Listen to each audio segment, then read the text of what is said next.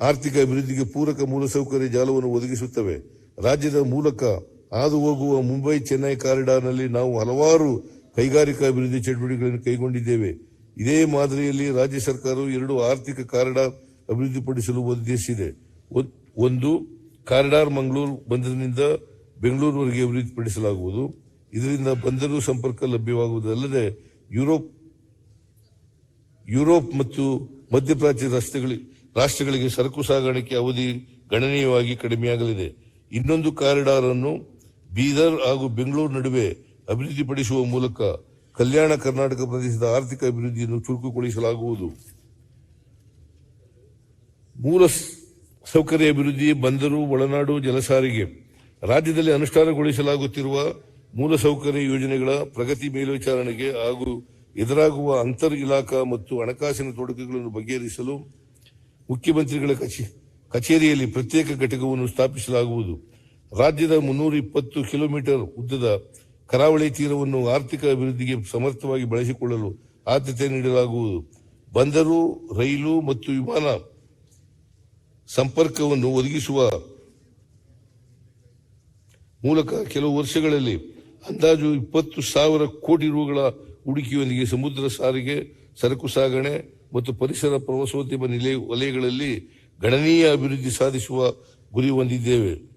ರಾಜ್ಯದಲ್ಲಿ ಜಲಸಾರಿಗೆ ಮೂಲಸೌಕರ್ಯಗಳ ಅಭಿವೃದ್ಧಿಯಲ್ಲಿ ಖಾಸಗಿ ಹೂಡಿಕೆಗಳನ್ನು ಆಕರ್ಷಿಸಲು ಕರ್ನಾಟಕ ಜಲಸಾರಿಗೆ ಅಭಿವೃದ್ಧಿ ನೀತಿಯನ್ನು ಹಾಗೂ ಒಳನಾಡು ಜಲಸಾರಿಗೆ ನಿಯಮಗಳನ್ನು ರೂಪಿಸಲಾಗುವುದು.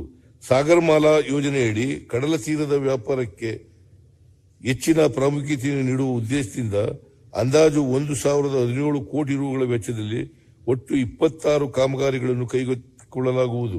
ಇವುಗಳ ಪೈಕಿ ರಾಜ್ಯದ ಪಾಲು 530 ಕೋಟಿ ರುಗಳಾಗಿವೆ. ಮುಂದುವರೆದು ಇನ್ನೂ ತಾಂಡ, ಅಟ್ಟಿ, ಹಾಡಿ, ದೊಡ್ಡಿ, ಪಾಳ್ಯ, ಮಜರೆ, ಕ್ಯಾಂಪ್, ಕಾಲೋನಿ ಇತ್ಯಾದಿಗಳನ್ನು ಗುರುತಿಸಿ ಹೊಸ ಕಂದಾಯ ಗ್ರಾಮ ಹಾಗೂ ಹೊಸ ಗ್ರಾಮಗಳೆಂದು ಘೋಷಿಸಿದ್ದು, ಅಲ್ಲಿನ ಸುಮಾರು 2 ಲಕ್ಷ ನಿವಾಸಿಗಳಿಗೆ ಹಕ್ಕುಪತ್ರಗಳನ್ನು ವಿತರಿಸಲು ಕ್ರಮ ವಹಿಸಲಾಗುವುದು. ಭೂಮಾಪನ ಇಲಾಖೆಗೆ ಸೇರಿದ 340 ಲೇಖಾಲಯ ಕೊಠಡಿಗಳನ್ನು ಆಧುನೀಕರಣಗೊಳಿಸುವ ಮೂಲಕ ಕಂದಾಯ ದಾಖಲೆಗಳನ್ನು ಪಾರದರ್ಶಕ ಮತ್ತು ಆನ್ಲೈನ್ ವ್ಯವಸ್ಥೆ ಮೂಲಕ ಸಾರ್ವಜನಿಕರಿಗೆ ಲಭ್ಯವಾಗುವಂತೆ ಕ್ರಮ ಕೈಗೊಳ್ಳಲಾಗುವುದು. ಭೂಮಿ ಸತ್ರಾಂಶಗಳಲ್ಲಿ ಫ್ಲಾಗ್ ಮಾಡಲಾಗಿರುವ ಸರ್ಕಾರಿ ಜಮೀನಿನ ಪಹಣಿಗಳನ್ನು ಲ್ಯಾಂಡ್ ಬೀಟ್ ಆಫ್ ಬಳಸಿ ಗ್ರಾಮ ಆಡಳಿತ ಅಧಿಕಾರಿಗಳನ್ನು ಮುಖಾಂತರ ಸರ್ಕಾರಿ ಜಮೀನಿನ ಒತ್ತುವರಿ ಹಾಗೂ ಸಂರಕ್ಷಣೆ ಕುರಿತು ನಿಗಾ ವಹಿಸಲಾಗುವುದು. ಪ್ರಸಕ್ತ ಸಾಲಿನಲ್ಲಿ 42 ತಾಲೂಕು ಆಡಳಿತ